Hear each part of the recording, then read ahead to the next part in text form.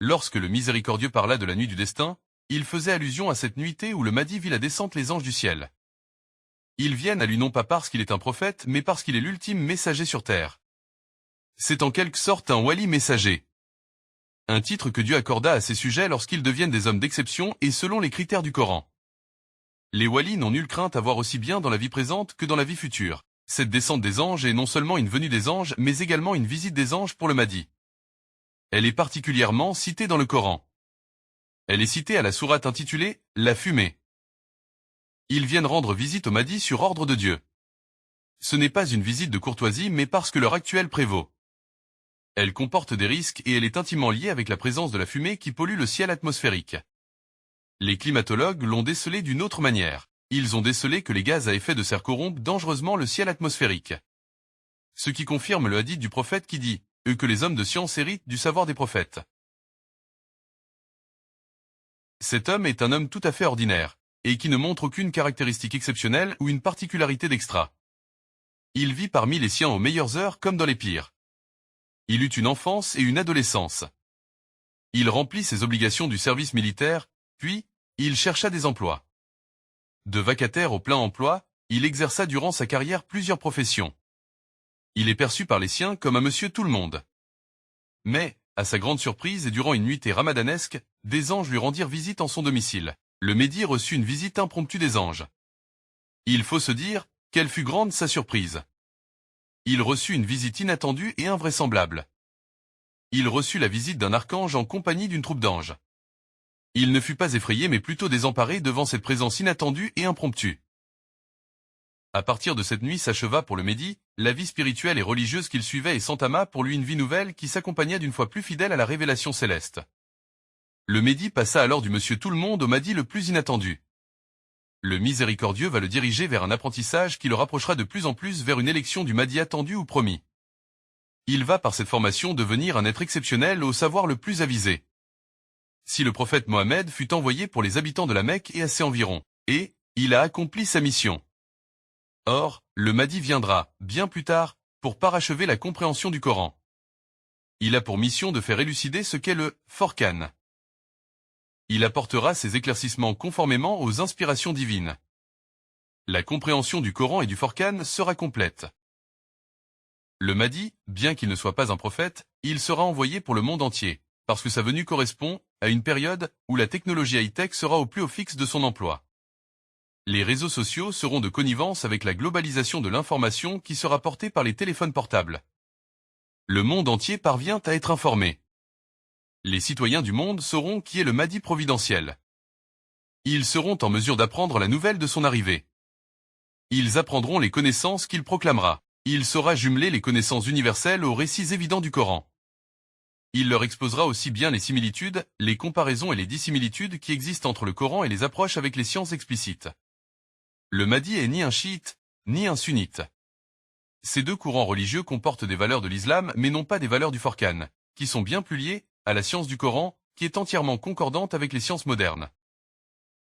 Le Mahdi est un dévot entièrement soumis à la volonté d'Allah. Il fut attendu par les musulmans depuis plus d'un millénaire d'années. Mais sa mission agira à contre-courant de leurs désirs et les aspirations. Sa mission est d'abord de rénover le Coran selon les aspirations divines.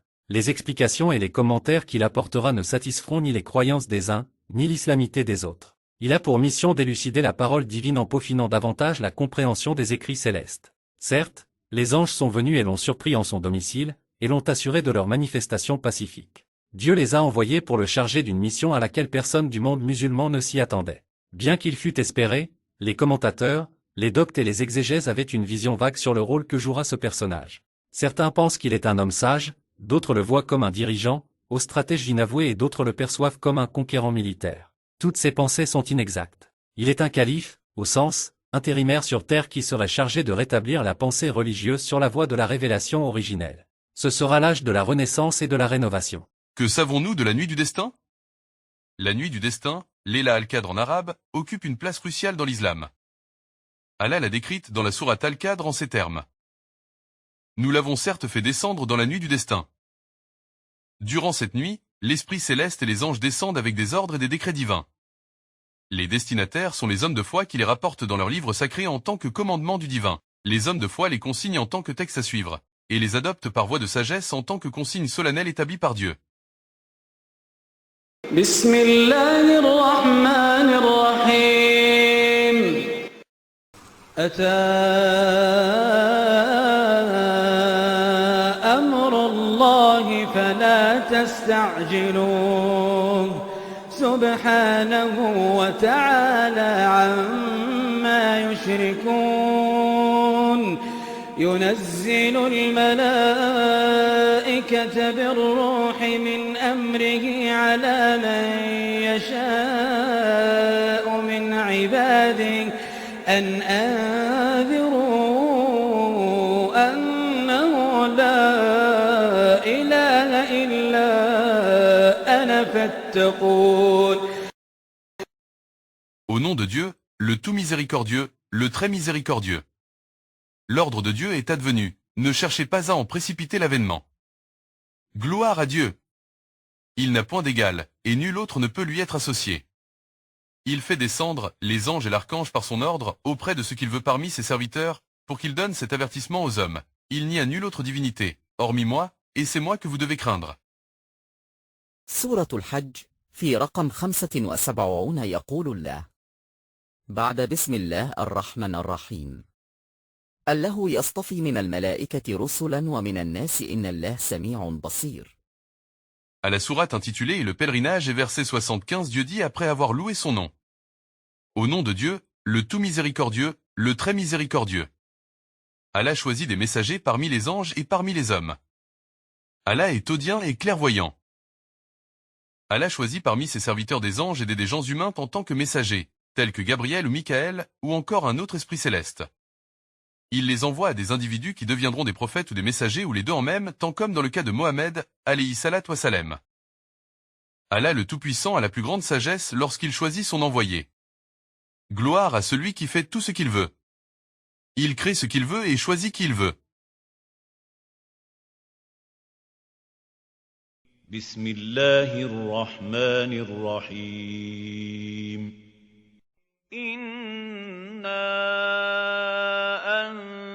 أنزلناه في ليلة القدر وما أدراك ما ليلة القدر ليلة القدر خير من 1000 شهر تنزل الملائكة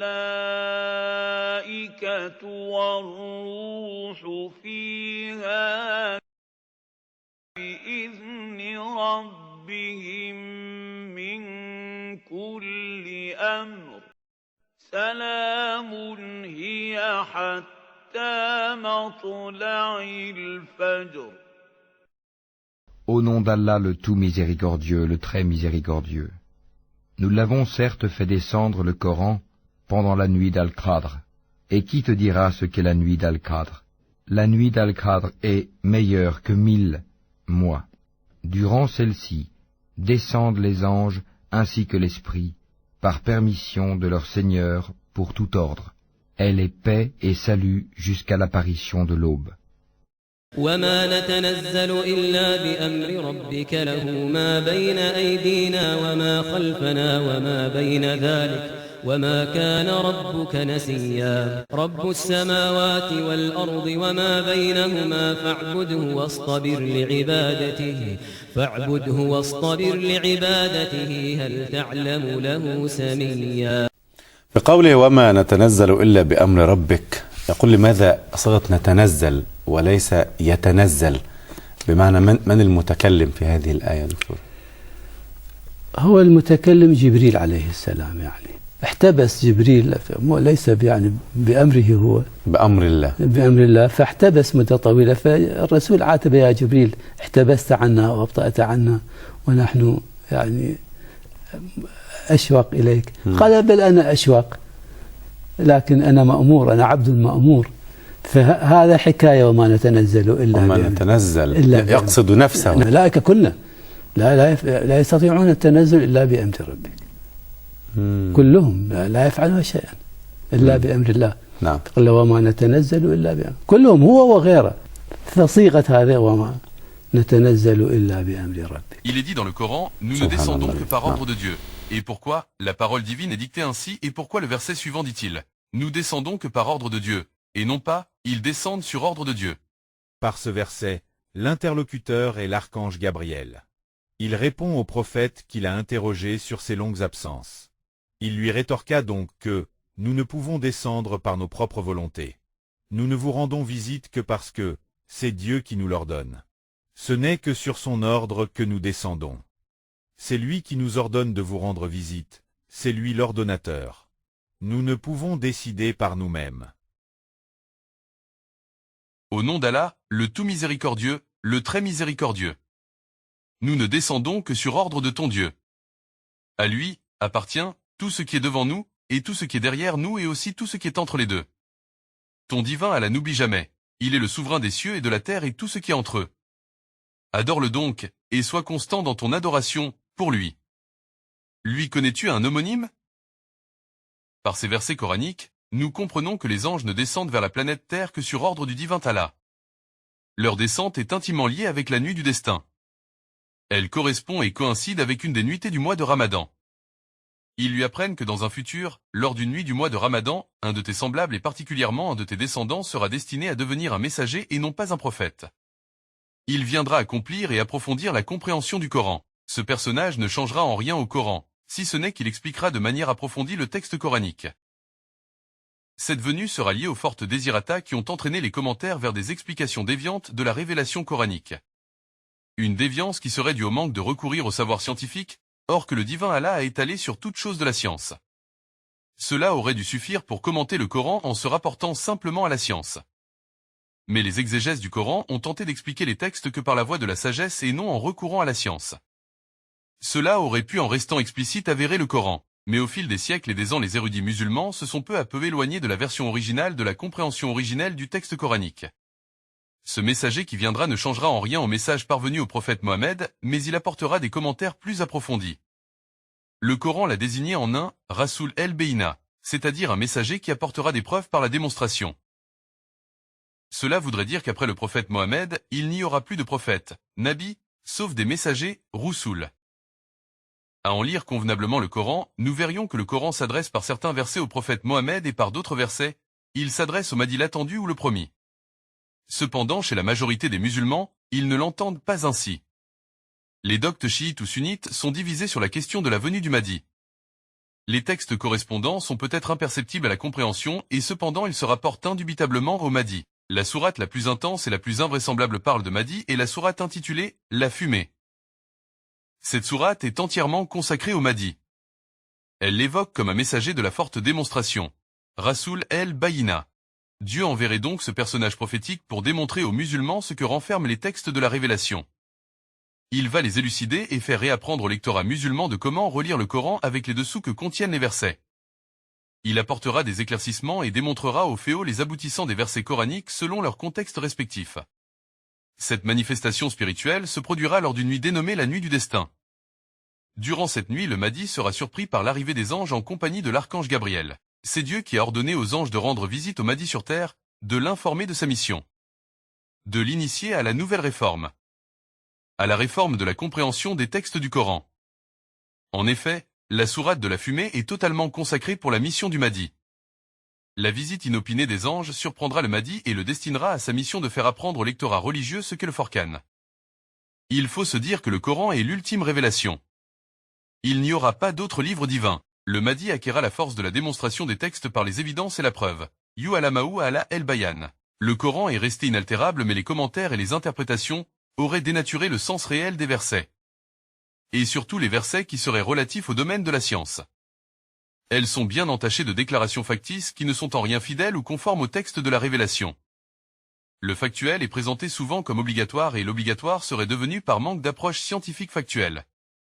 Certaines consignes cruciales n'ont pas été suivies avec vigueur comme l'a consigné le Très-Haut dans son livre. Presque tous les versets coraniques qui avaient trait au domaine de la science ont été occultés par un manque de savoir scientifique.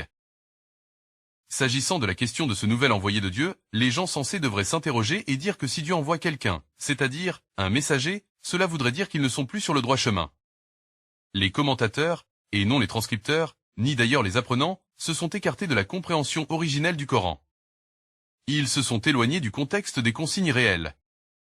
Ils ont parcouru un chemin de déviance qui les a conduits à l'hérétisme religieux. Or, la gageure des apprenants du Coran ne provient pas du récit coranique lui-même, mais plutôt des exégèses qui ont interverti la compréhension du Coran. Que de considérations inappropriées ont altéré la compréhension du livre divin. Une chose est certaine, c'est que le Coran est protégé et sauvegardé par celui qui l'a révélé, c'est-à-dire Dieu. Il a outillé la protection du livre divin par l'apprentissage mnémonique et par la transcription. Ce qui a épargné au livre sacré toute digression, apocryphe ou discrédit. Le Coran est toujours inaltéré, mais les commentaires coraniques, si. Elles sont bien entachées de déclarations factices qui ne sont en rien fidèles ou conformes au texte originel de la révélation. Les croyants ont, au fur et à mesure qu'ils approfondissaient leur lecture du Coran, ils découvrirent la profondeur du Coran et l'intérêt de la science contenue dans le Coran. Malheureusement, cet intérêt pour la science s'est achevé à Poitiers. Un adage musulman dit « Et le combat cessa pour faute de combattants ». Une maxime bien vraie pour cette génération d'infortunes qui a vécu cette période tragique. La reconquista espagnole a beaucoup porté préjudice au monde musulman. Et la quête de la science s'était affaiblie et a marqué son désintéressement par les érudits de la post-croisade. La grandeur du monde arabe a périclité et s'était vu s'assoupir sur un glissement de terrain qui s'était accompagné de nombreuses lacunes pour faute d'études de la science. Certes, le Coran continuait à s'apprendre mais en discontinuité avec la science. Les musulmans mémorisaient leur apprentissage mais sans recourir nécessairement au domaine qui a trait à la science. On commençait à noter que les textes se faisaient commenter seulement avec du fiqh. La science devenait de plus en plus rare dans les commentaires. Cette absence a engendré des idées doctrinaires qui se sont accompagnées avec des comportements fanatiques. Le fanatisme serait né à cette période. Les générations musulmanes qui ont pleinement vécu cette période douloureuse se sont vues quitter la péninsule ibérique avec tristesse et regret. Elles ont quitté le détroit de Gibraltar et se sont rabattues vers les contrées maghrébines. La perte de l'Espagne a peu fait perdre aux musulmans le goût de recourir à la science. La décadence s'en est suivie de la reconquista. Et les musulmans se sont rapatriés sur l'autre rive de la Méditerranée et ont abandonné à l'Espagne tous les ouvrages compilés de science. La pensée musulmane s'est peu à peu déchevillée des explications de la science et a remplacé la quête de la science par de l'exégèse du faquih. Une attitude qui a fortement endeuillé l'interprétation du Coran de la science. Souvent le faquih lui est attribué le nom de savant. Or que non, le faquih n'est pas un savant, il est un docte ou un maître enseignant qui peut commenter le Coran pour le rendre compréhensible au commun des musulmans. Mais en aucun cas, il est savant. Une digression linguistique a engendré chez le docte de la confusion dans la maîtrise du savoir coranique. Ce fut le commencement de la diglossie linguistique. Il faut se dire que la décadence du monde de l'islam s'est fait distinguer après la reconquista par un manque de savoir de la science divine. Or, le Coran est presque totalement composé de versets qui ont trait à la science. Les érudits de cette génération décadente ont polémiqué par manque de sagesse et ont avancé cette boutade qui dit « l'incapacité à la science d'inféoder le Coran ». إعجاز العلم للقرآن. Cette voie disciplinaire inventée par les érudits du Coran ont créé un discrédit à la science. Cette expression linguistique s'est voulue une discipline de recherche qui n'apporte rien de bon au Coran. Une invention linguistique qui ne discrédite en rien la science. Bien au contraire, la science ne fait que confirmer les versets du Coran. Toutefois, Dieu a avisé dans son livre saint que, sur toute chose, il a déployé de la science. ولقد قال الله في كتابه وسع كل شيء علم.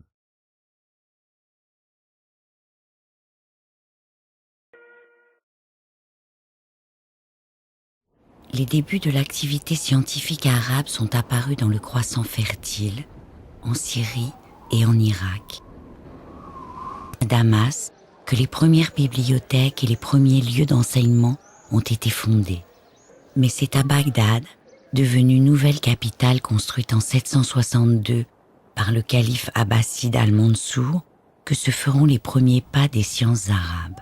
De 622, c'est-à-dire depuis l'avènement de l'islam jusqu'au début de la dynastie abbasside en 750, les habitants du Nouvel Empire utilisaient un ensemble de savoirs locaux ou hérités des anciennes traditions scientifiques babyloniennes, persanes, grecques, égyptiennes, mais aussi indiennes. Avec le mécénat du calife abbasside al-Mansour vers 770, poursuivi par ses trois successeurs, Al-Mahdi, Haroun al-Rachid et surtout Al-Marmoun, a eu lieu un formidable mouvement de traduction des textes scientifiques, grecs, persans, indiens, en arabe. Ainsi, les sciences arabes ont-elles été irriguées par la rencontre d'un ensemble de communautés qui avaient hérité et conservé une partie du savoir-faire et du savoir savant des civilisations antérieures.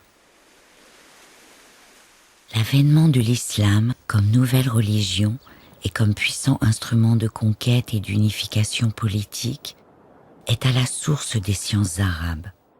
À ce titre, la lecture des versets du Coran ou des paroles attribuées aux prophètes montre une attitude favorable à la pratique scientifique.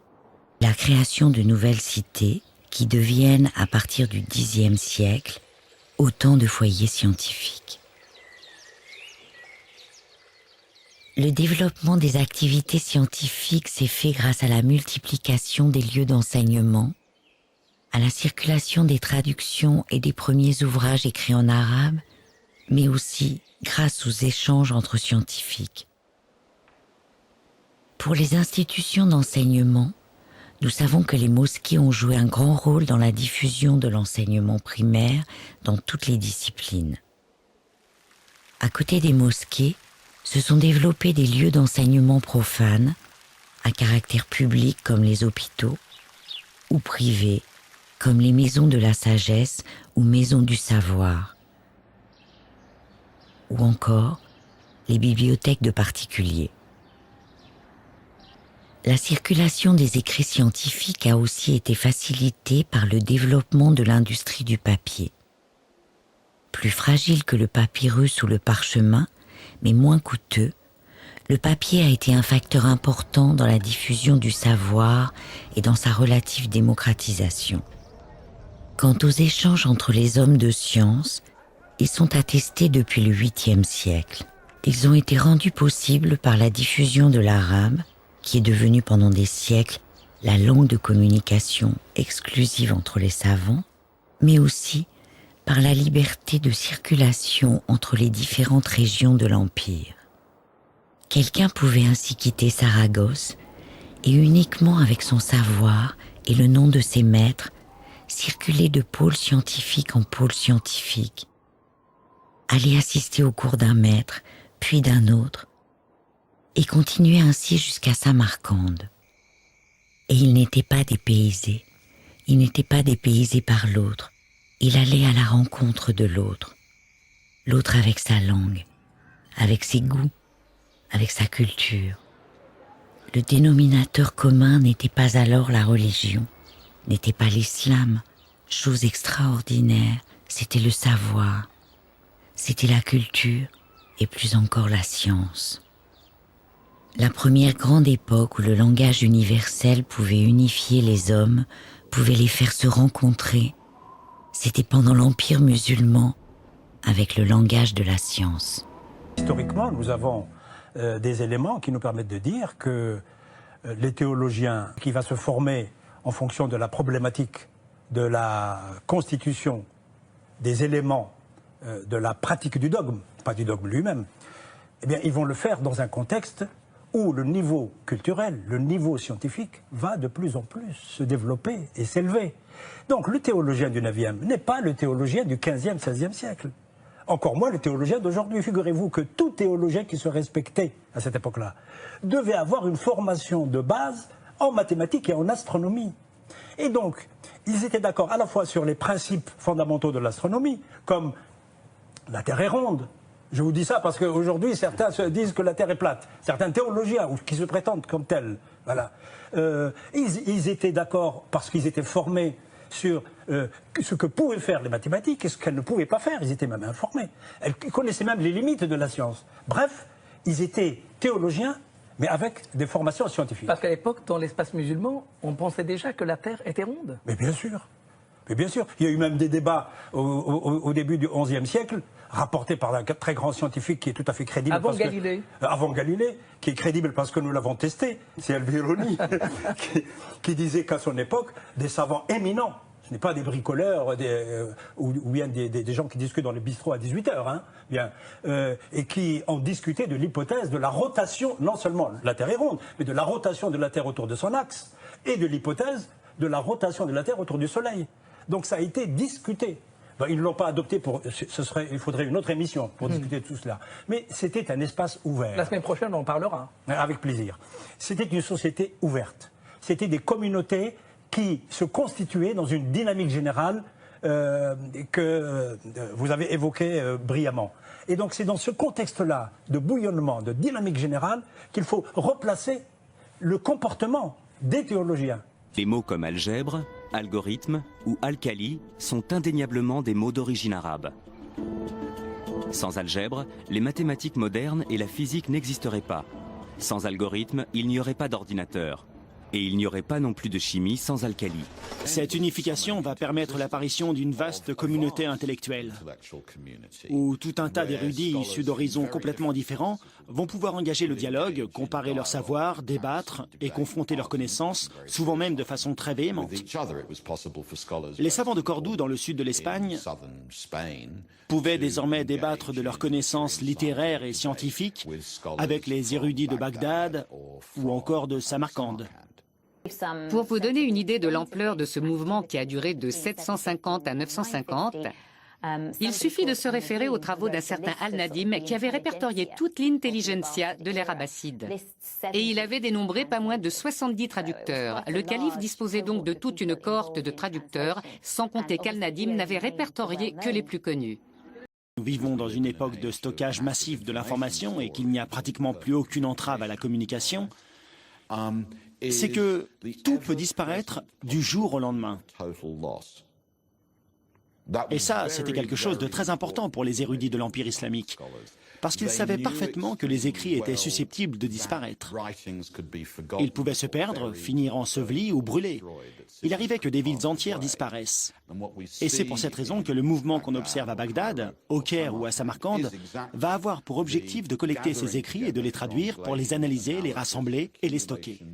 Parce que ces manuscrits pouvaient disparaître du jour au lendemain et il fallait absolument les préserver. De l'histoire de la médecine.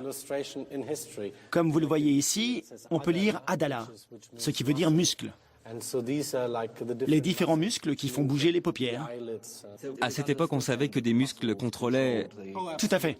Le cristallin. Et aussi les mouvements des paupières. Il y a aussi d'autres choses très intéressantes. Il y a des instruments d'ophtalmologie comme par exemple ce petit crochet, utilisé pour soulever la paupière. C'était très utile aux médecins. Bien que ces instruments puissent sembler barbares, la médecine arabe est à l'époque très avancée dans la chirurgie de l'œil. L'un des grands progrès de la médecine islamique est notamment le perfectionnement d'un ancien traitement contre la cataracte, la technique d'abaissement du cristallin. Une méthode dont le taux de réussite dépasse les 60%. Sur un sujet vivant, la cornée serait plus claire et on verrait distinctement une masse opaque derrière la pupille. Pour mieux comprendre en quoi consistait cette opération, j'ai demandé au chirurgien ophtalmologique Vic Sharma de m'apporter quelques explications. La cataracte est une maladie du cristallin de l'œil qui se trouve derrière la pupille. Avec l'âge, le cristallin devient de plus en plus opaque. Et c'est cette opacification du cristallin qu'on appelle cataracte. J'ai amené avec moi une reproduction du couteau qu'on utilisait autrefois pour pratiquer cette opération, ainsi qu'un ouvrage écrit par Al-Boucassis. C'était un grand chirurgien arabe du Xe siècle, plus connu sous le nom d'Al-Zawari. Il faut prendre l'aiguille à cataracte dans la main droite pour opérer l'œil gauche, et vice-versa. Puis enfoncer fermement l'aiguille avec un mouvement rotatif jusqu'à ce qu'elle pénètre dans le blanc de l'œil et qu'on ait l'impression d'avoir atteint une sorte de cavité. Il explique comment déplacer. Exactement. Montrez-nous ce que ça donne en pratique. On va essayer. Ce qu'ils faisaient, c'est qu'ils enfonçaient l'aiguille dans le blanc de l'œil par le côté à la périphérie de la cornée. Et ensuite, on faisait un mouvement de bascule pour faire céder les ligaments du cristallin et ainsi le faire sortir de la pupille pour permettre à la lumière d'entrer de nouveau dans la pupille et améliorer la vision du patient. Après, il y a un problème de mise au point? Forcément, puisqu'il n'y a plus de cristallin. C'est le gros inconvénient de cette technique. Plus tard, les gens ont compensé ça avec des lunettes. Que pensez-vous de l'efficacité et de la modernité de cette méthode? Ils avaient pris la bonne direction. Ils étaient sur la bonne voie, puisqu'ils avaient eu l'idée de retirer le cristallin cataracté de l'axe visuel. Ils avaient compris l'anatomie de l'œil, et ils avaient compris que le cristallin se trouvait derrière la pupille, que son opacification était à l'origine de la perte de la vision, et que donc il fallait le retirer. D'ailleurs, la technique sert toujours. Cette méthode est encore utilisée aujourd'hui dans certaines parties du monde. Grenade, Séville, Cordoue, Tolède. Autant de cités aux noms évocateurs.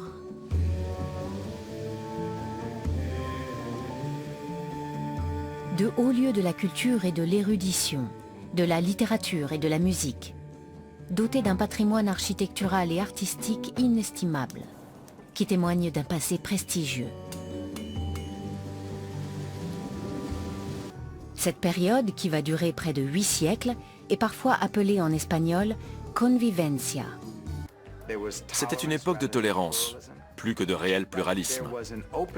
Mais il y avait là une ouverture à la différence, qui était exceptionnelle s'agissant du Moyen-Âge.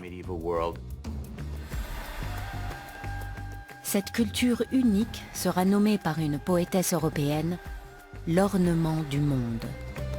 Cordoue et Al-Andalus sont le centre de l'univers. Le plus bel endroit sur la terre pour les Juifs et les autres. Cette opinion a encore cours au XIe siècle. Mieux vaut en tout cas être juif au sein d'une société islamique que dans le nord chrétien. Les Visigoths, qui régnaient sur l'Espagne avant l'arrivée des musulmans, traitaient les Juifs très durement. Des règles strictes encadraient ce qu'ils avaient le droit de faire dans l'espace public. Et ça se résumait à très peu de choses. Les Juifs ont sans doute bien accueilli ce changement de régime. D'une minorité méprisée et opprimée jusqu'alors, ils deviennent une communauté à part entière. Ils peuvent mettre à profit leur instruction, leur érudition et leur tradition d'enseignement pour s'intégrer dans la culture politique et le pouvoir omeyyade. C'est le début de ce qu'on appellera plus tard la convivencia. Cette merveilleuse collaboration des religions et des peuples qui caractérise Al-Andalus.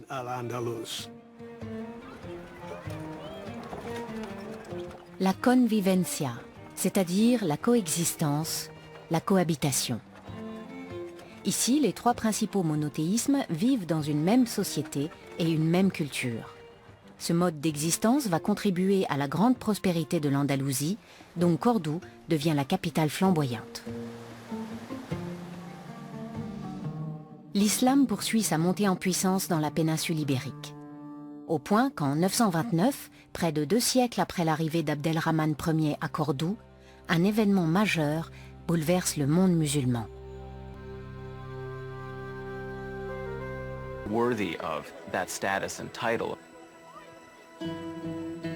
Sous le règne d'Abdelrahman III au Xe siècle, Cordoue devient la plus grande ville d'Europe. Des infrastructures viennent améliorer la qualité de vie des Cordouans, rues pavées, système d'éclairage public et eau courante.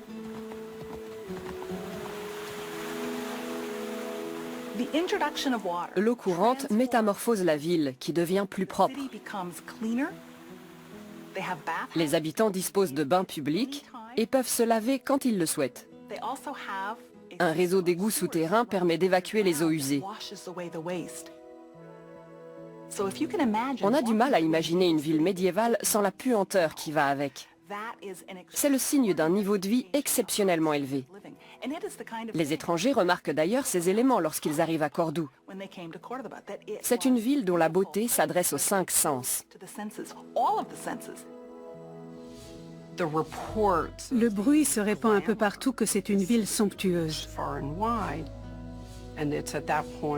Pour ses habitants et pour les visiteurs venus de l'Est ou du Nord, Cordoue apparaît vraiment comme le centre du monde civilisé.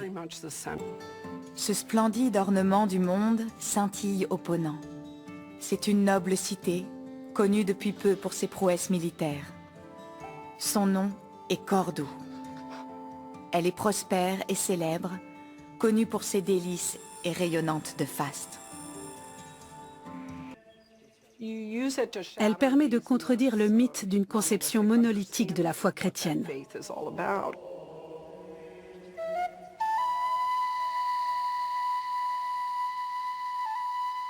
Au début du XIIe siècle, l'essor intellectuel de Tolède a des répercussions profondes sur le reste de l'Europe.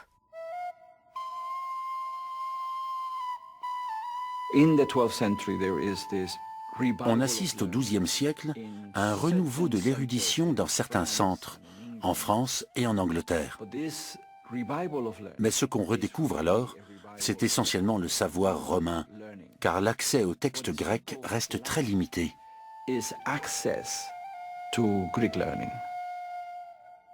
Après la chute de l'Empire romain, la plupart des ouvrages scientifiques et philosophiques de la Grèce antique sont tombés dans un relatif oubli en Occident.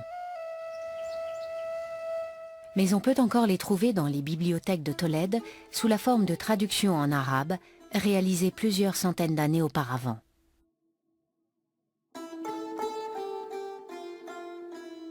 Une école de traduction avait vu le jour à Bagdad au IXe siècle, avec pour mission de traduire en arabe les ouvrages importants hérités de la Grèce antique, qu'ils soient médicaux, scientifiques ou philosophiques.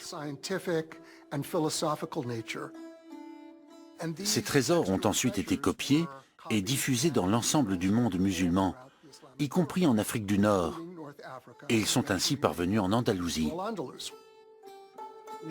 Des lettrés de Londres ou de Paris se rendent compte qu'il y a en Espagne des bibliothèques où l'on peut lire Aristote. Mais pour cela, il faut connaître l'arabe. Cet intérêt pour les manuscrits grecs fait naître une demande de traduction en latin, une langue plus familière aux Européens. C'est à partir de l'Espagne que le patrimoine intellectuel de l'Antiquité grecque et romaine est transféré de l'islam vers le monde chrétien. Les Européens s'intéressent tout particulièrement à l'œuvre d'Aristote. On consulte les commentaires d'Aristote, écrits par Ibn Rushd de Cordoue, intellectuel musulman, théologien et juriste, plus connu en Occident sous le nom d'Averroès. C'est le bibliothécaire? Ouais, je crois. Franchement, quelle influence l'âge des ténèbres a-t-il pu avoir sur notre époque? Excusez-moi. Désolé de vous déranger. Que voulez-vous? Nous devons trouver quelle influence l'âge des ténèbres a eu sur le monde moderne. Nulle autre période de l'histoire humaine ne fut si mal nommée. Ne touche pas. Ça a beaucoup de valeur. Et je suppose que l'on vous a rempli la tête avec les clichés habituels, hein? Un millénaire gâché? Un trou noir dans l'histoire? J'ai raison? Oui, en quelque sorte. Il en est toujours ainsi. Vous partez du principe que c'était une époque où tout n'était que crasse, maladie, mort et destruction, une époque où des hordes de barbares détruisirent des civilisations entières, brûlant et pillant tout sur leur passage, une époque sans progrès ni invention. C'est ça? Oh, non, non, non. Non, non, non. C'est bon, allez-vous-en. Ça sert à rien de rester. Tout le monde sait que ce sont les Grecs et les Romains qui ont tout inventé de toute façon. Oh, vous le pensez vraiment? Jetez-y un œil. Si vous l'osez.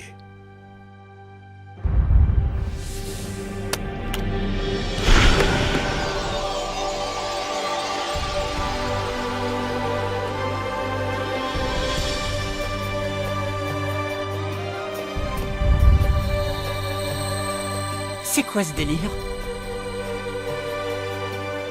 Bienvenue dans l'âge des ténèbres, qu'on devrait plutôt appeler l'âge d'or des découvertes. Mais enfin, qui êtes-vous? Je m'appelle Al-Jazari, à la fois ingénieur et inventeur de génie. Vous avez parlé d'âge des ténèbres.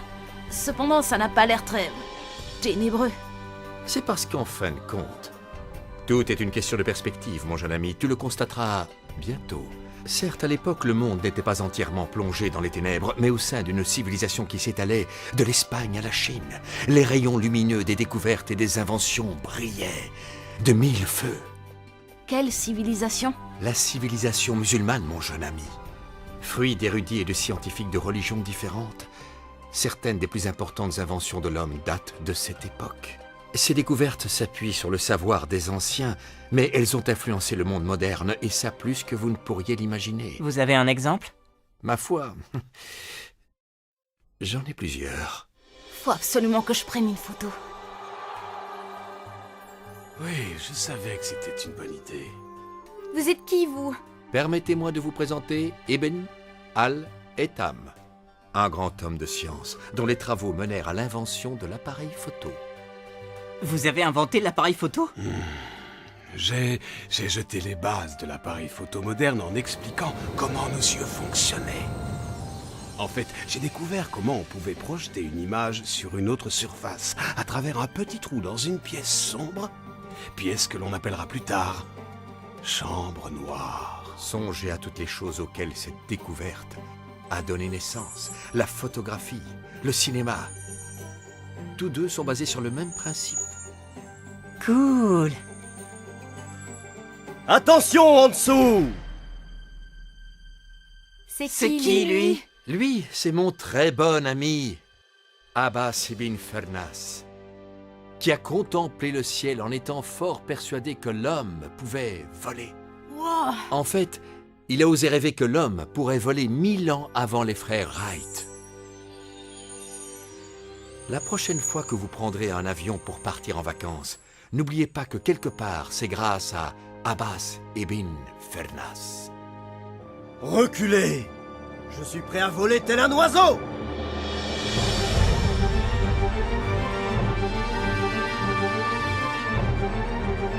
Oh! Oh! Ah! Oh! Toutefois, il avait oublié une chose, une queue, c'est utile pour atterrir. Ah! Mon dos! Ah! Y a-t-il un médecin par ici? Ah, mon vieil ami, pourquoi ne pas vous présenter à mes jeunes invités? Eh bien, je m'appelle Aboul Kassim Al-Zahraoui. Pour beaucoup, je suis le père de la chirurgie. Vous opériez vraiment les gens à l'époque? Bien sûr que nous le faisions. Oui, et en fait, un grand nombre d'outils chirurgicaux que j'ai inventés sont toujours utilisés dans vos hôpitaux aujourd'hui. Pardonnez-moi. Un patient requiert mon attention. Scalpel! Je crois qu'il me faut des points de suture. Eh bien, dans ce cas-là, je vais utiliser du boyau de chat. Du boyau de chat? J'utilise les boyaux d'animaux. C'est vraiment utile pour recoudre les lésions internes. Vos chirurgiens en utilisent encore aujourd'hui. Excusez-moi, le devoir m'appelle.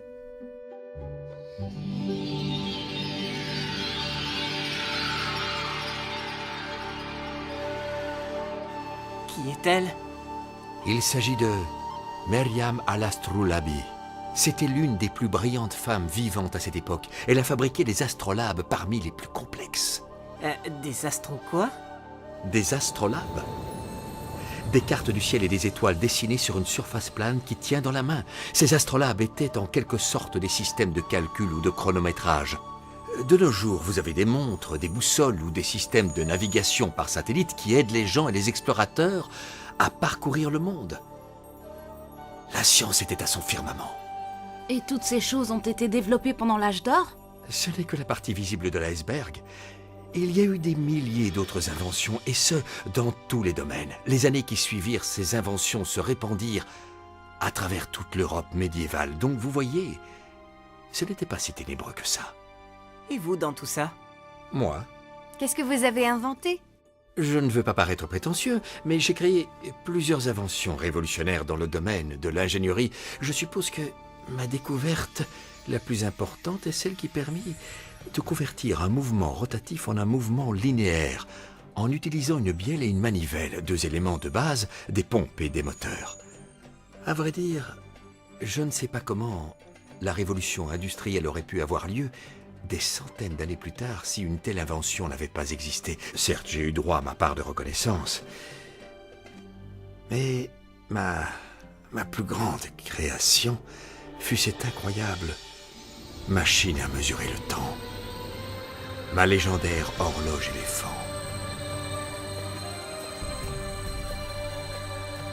C'est une horloge? En effet, elle est composée à partir de douzaines d'éléments provenant de différentes civilisations à travers le monde.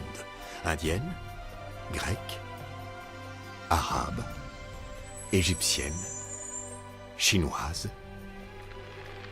Waouh! C'est une horloge universelle. C'est une superbe invention. Et ça donne vraiment l'heure? Ma foi, oui, bien sûr. Sans elle, des milliers de personnes seraient toujours en retard. D'ailleurs, il est temps que vous partiez. Et n'oubliez pas, racontez autour de vous ce qu'était l'âge d'or. Je ne vous ai montré qu'une infime partie de cette période merveilleuse. Il y a un nombre infini de scientifiques et d'inventions qui ont influencé votre monde moderne, mais vous devrez les découvrir par vous-même. Non, attendez!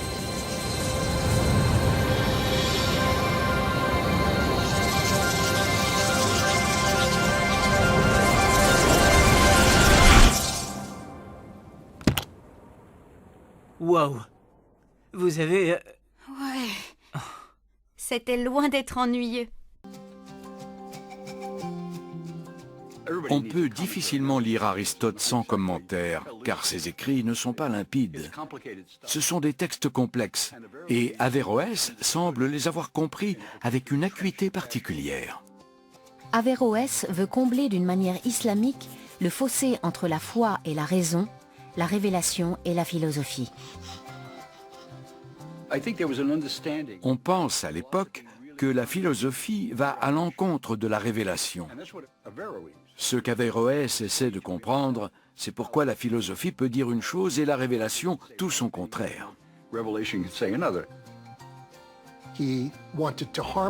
Il cherche à concilier les deux, et il finit par souscrire complètement au canon de la raison. C'est une position mal vue par les théologiens de l'islam. Voilà pourquoi Averroès est tombé en disgrâce et n'est plus très étudié dans le monde musulman. Chez les chrétiens, à l'inverse, il ne cesse de gagner en renommée. Pierre le Vénérable recrute un homme du nom de Robert de Chester, un Anglais. C'est un grand mathématicien qui a appris l'arabe comme beaucoup de ses pairs.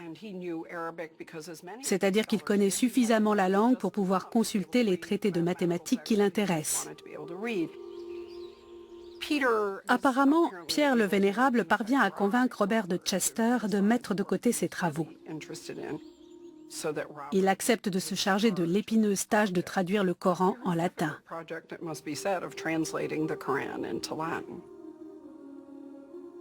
Cette entreprise s'inscrit dans le cadre d'un intérêt plus large pour de nouvelles formes de connaissances. Les chrétiens accumulent les munitions. Maintenant qu'ils connaissent la vie de Mahomet, ils peuvent critiquer sa polygamie, ainsi que d'autres pratiques qu'ils jugent condamnables. On n'est plus vraiment dans la convivencia. Pierre le Vénérable ouvre la voie à une attitude de plus en plus agressive et dépréciative de la chrétienté envers l'islam.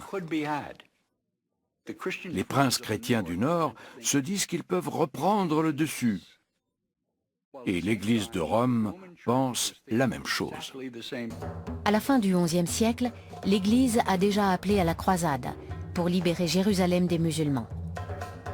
Al-Andalus n'est qu'un théâtre d'opérations de plus dans cette guerre sainte. L'Église veut concrétiser sa vision d'un univers dans lequel le christianisme est la seule option possible. Les chrétiens, notamment ceux de Rome, rêvent d'une polarisation en deux camps que tout sépare et d'un affrontement symbolique entre le bien et le mal, le christianisme et l'islam. Tout le contraire de ce qui a prévalu jusqu'alors. L'arrivée des Almoravides, venus d'Afrique du Nord, facilite cette distinction manichéenne entre le vrai et le faux, le chrétien et le musulman.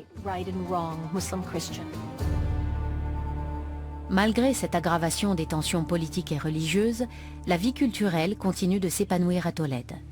Lors des derniers sursauts de l'Empire romain, dans une civilisation sur le déclin, il appelle à l'extermination de femmes et d'enfants. Tant que Dieu m'en donnera la force, je purifierai la cité.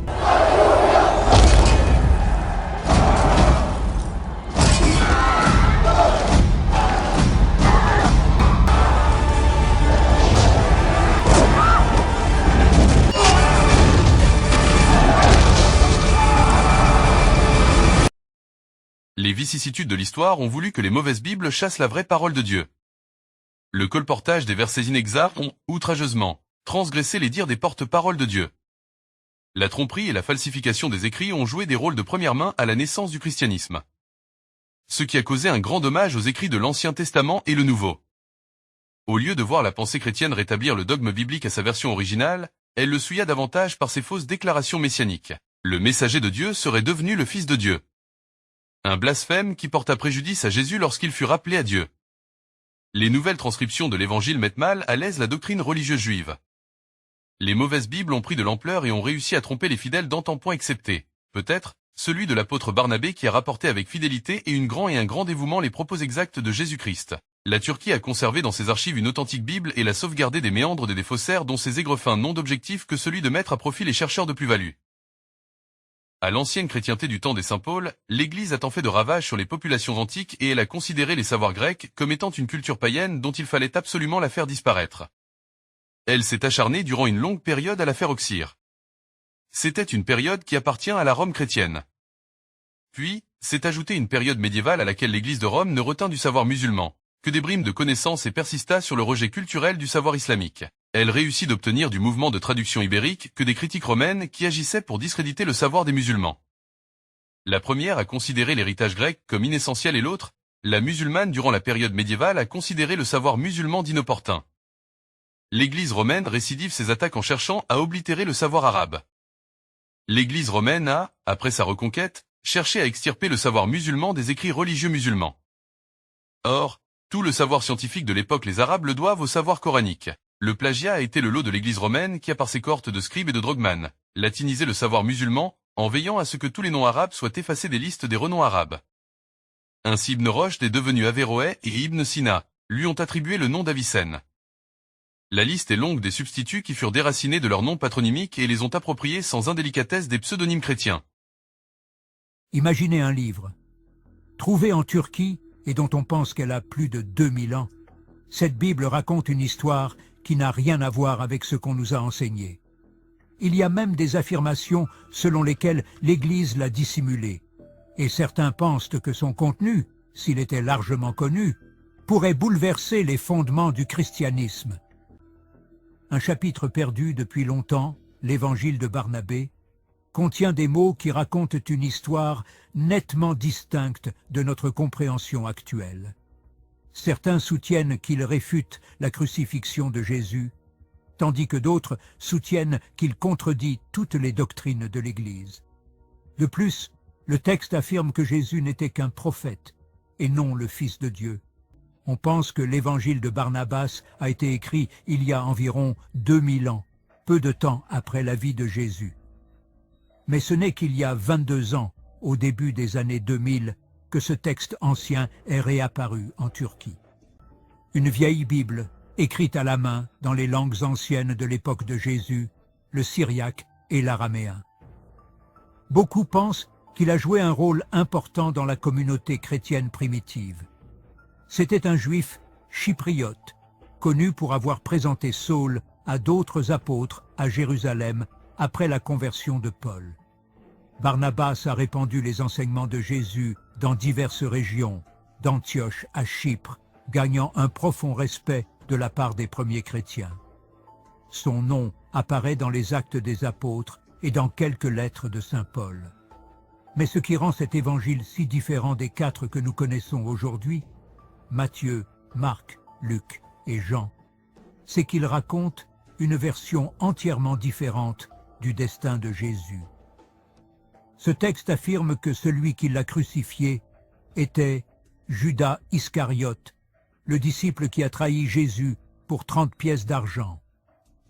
Dans cette version, Dieu a envoyé des archanges pour sauver Jésus, l'escortant par une fenêtre, et a laissé Judas faire face à la croix, transformant son apparence pour ressembler à Jésus.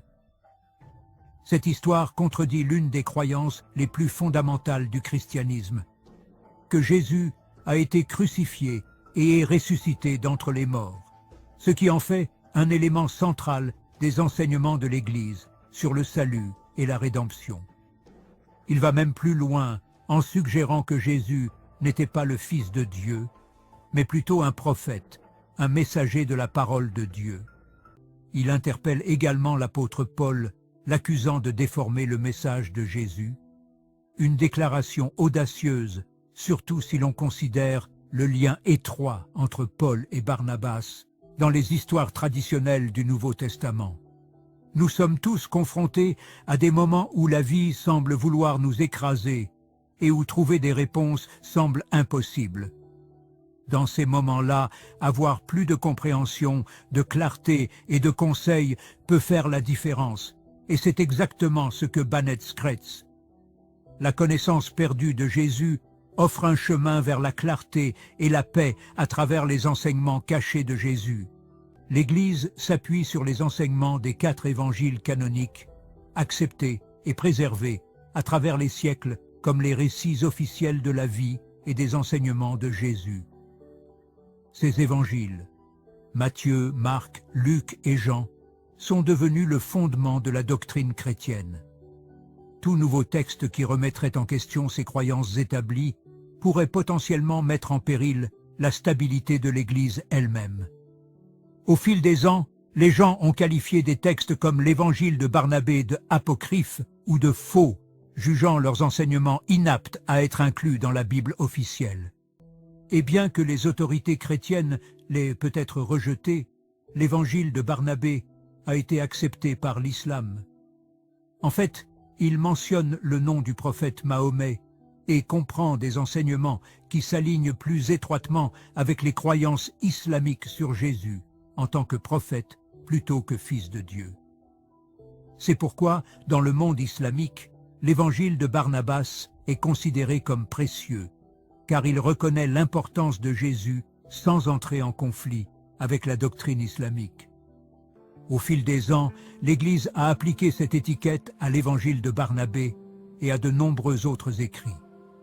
En remettant en question les enseignements traditionnels sur la vie et la mort de Jésus, l'évangile de Barnabas présente une forme de rébellion contre cette autorité religieuse, offrant un récit plus aligné sur les vues islamiques qui considèrent Jésus comme un prophète vénéré, mais pas comme divin.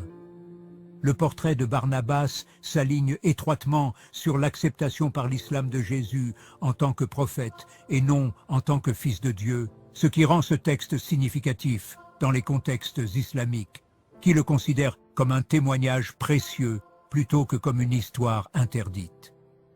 Cet évangile met au défi le caractère de l'apôtre Paul, une figure fondatrice du christianisme primitif. Dans les premières années du christianisme, l'unité entre les croyants était essentielle à la survie et à la propagation de la foi. Pour que l'Église puisse consolider ses enseignements et protéger son influence, elle s'est appuyée sur des récits acceptés, derrière lesquels les gens pouvaient se rallier. Des évangiles alternatifs, tels que celui de Barnabé, auraient menacé cette unité en défiant l'autorité de l'Église et en permettant diverses interprétations de la vie et du message de Jésus. Cela nous rappelle que ceux qui sont au pouvoir contrôlent souvent l'histoire, en particulier l'histoire religieuse, en décidant quelles histoires raconter et lesquelles faire taire. Le fait que cet évangile retienne encore l'attention des siècles plus tard témoigne de son attrait en tant que voix contre les récits acceptés. Il résonne avec ceux qui remettent en question l'autorité, qui cherchent les vérités cachées derrière les récits établis et qui estiment que certaines histoires valent la peine d'être explorées, même si elles remettent en question nos croyances les plus familières.